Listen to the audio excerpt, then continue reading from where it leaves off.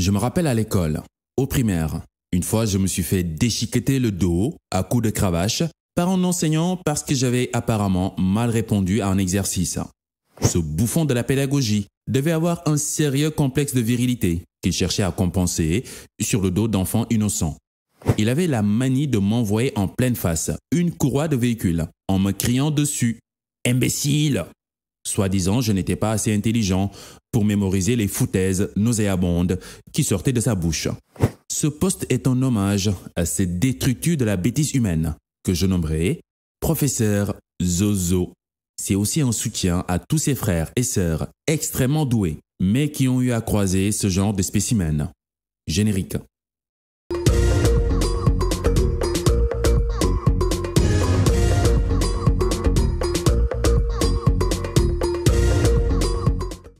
Parlons de l'intelligence. D'après certains, l'intelligence serait la capacité d'avoir une réponse adaptée face aux exigences de notre environnement.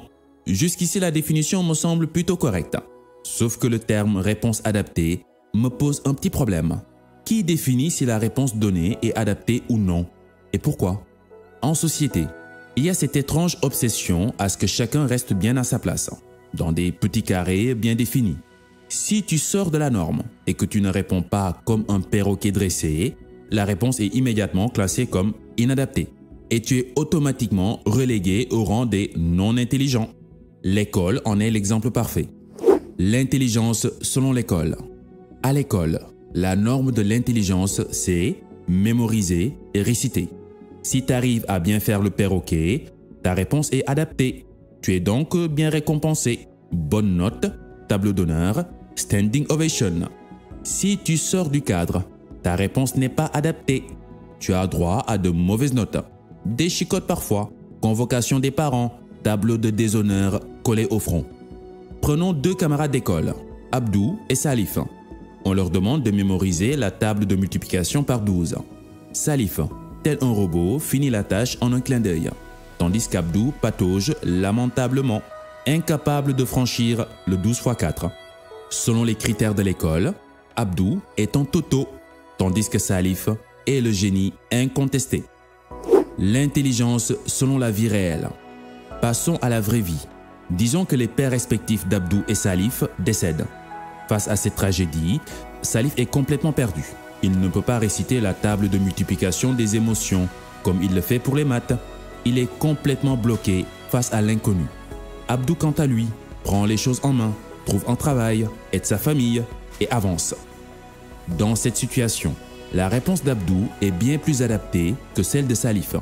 Dans ce contexte, on pourrait dire qu'Abdou est plus intelligent que Salif, car il a réussi à s'adapter facilement. Donc, dans un cas, Salif est plus efficace et dans un autre, Abdou l'est beaucoup plus. Salif bloque face à l'inconnu alors qu'Abdou a besoin d'aventure, d'exploration pour être efficace. Ces deux profils ne sont qu'un échantillon des différentes formes d'intelligence que l'on peut rencontrer dans la vie quotidienne, chacune adaptée à des situations particulières. Alors, question. Peut-on vraiment cloisonner l'intelligence en fonction de la mémorisation ou de jacté français sans faute ou d'un QI supérieur à la moyenne? D'ailleurs, le professeur Nassim Nicolas Taleb a déjà démoli l'arnaque du QI. Alors, ne m'en parlez pas. Pour ceux qui ne savent pas, le QI signifie quotient intellectuel. Va savoir. Quelqu'un disait, si tu évalues l'intelligence d'un poisson à sa capacité à grimper un arbre tel un singe, c'est toi-même qui es bête.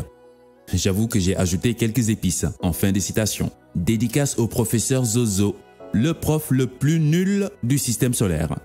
L'intelligence est aussi multiple et variée que la biodiversité de notre planète. Mémoriser, réciter comme un perroquet, c'est une forme d'intelligence, je l'avoue, mais ce n'est pas la seule. L'intelligence artificielle. L'intelligence artificielle. Ah, j'adore! L'éducation traditionnelle va devoir revoir ses fiches. Jusqu'à présent, on jugeait l'intelligence en fonction de la capacité à avaler et à régurgiter des informations de manière conventionnelle. On voit d'ailleurs ces intellectuels, ces pseudo-intellectuels à la télé, assis sur leur diplôme, étalant leur savoir sur l'économie, la santé, la vie, Dieu, la religion.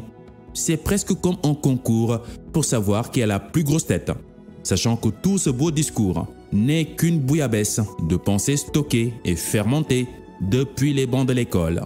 Si c'est ça l'intelligence artificielle les renverra tous au chômage.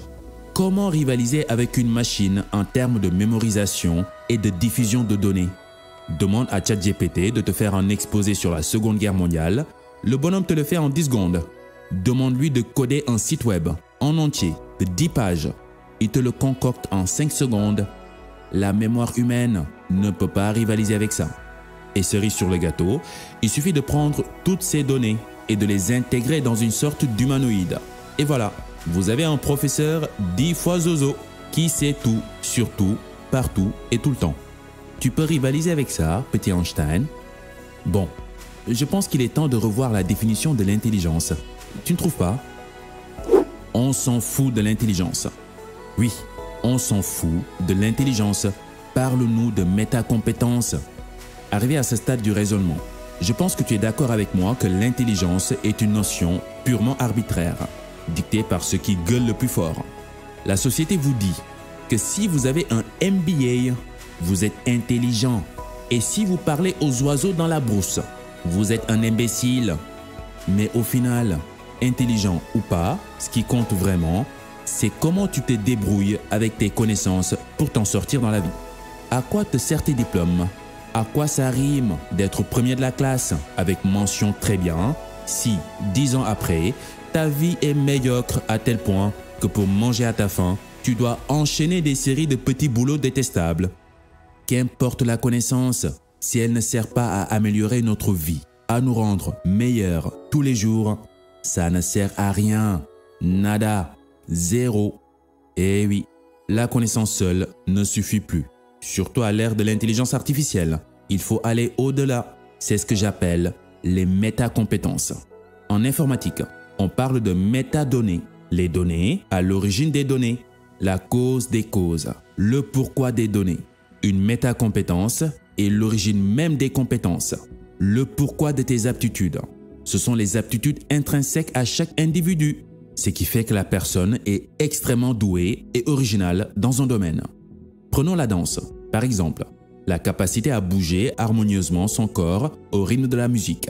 Ce n'est pas donné à tout le monde. Certaines personnes ont le rythme dans la peau, d'autres non. Même si ces dernières peuvent apprendre quand même à faire quelques pas sympas. Mais quand les deux montent sur la piste de danse, on sait tout de suite qui est qui. Les métacompétences sont propres à chacun. C'est un don du ciel qui nous distingue. Il y a d'autres métacompétences, comme l'expression orale. Il y a des gens, par exemple, qui ont le don de captiver leur audience dès qu'ils ouvrent la bouche, même s'ils racontent n'importe quoi. Il y a aussi le sens du détail, la capacité à observer les systèmes, à comprendre comment ça fonctionne, à repérer ce qui marche, ce qui cloche. D'autres métacompétences comme l'ultrasensibilité, la capacité à ressentir les émotions des autres, à capter les énergies, à entendre ce que l'autre dit tout bas. Bon, si le sujet sur les métacompétences t'intéresse, fais-le moi savoir en commentaire et je te concocterai une vidéo bien corsée. Ce qu'il faut retenir, évaluer sa valeur en tant qu'humain selon si tu fais mieux que l'autre ou pas est une excellente méthode pour se pourrir la vie. Car il y aura toujours quelqu'un de plus doué que nous dans un domaine, ce qui risque de nous rendre jaloux, aigris, H24. Chacun de nous possède des métacompétences, des aptitudes innées qui ne rentrent pas nécessairement dans le moule. Ces méta-aptitudes sont ancrées dans notre code génétique bien avant notre naissance. Ils sont en nous, et pour toujours. Si on sait les exploiter, non seulement on améliore rapidement notre vie, mais aussi on est plus heureux. De plus, on paraîtra sans forcer plus intelligent aux yeux des autres. Alors, oublie l'intelligence. C'est une grosse arnaque. N'essaie pas d'être intelligent. Sois métacompétent ou métacompétente.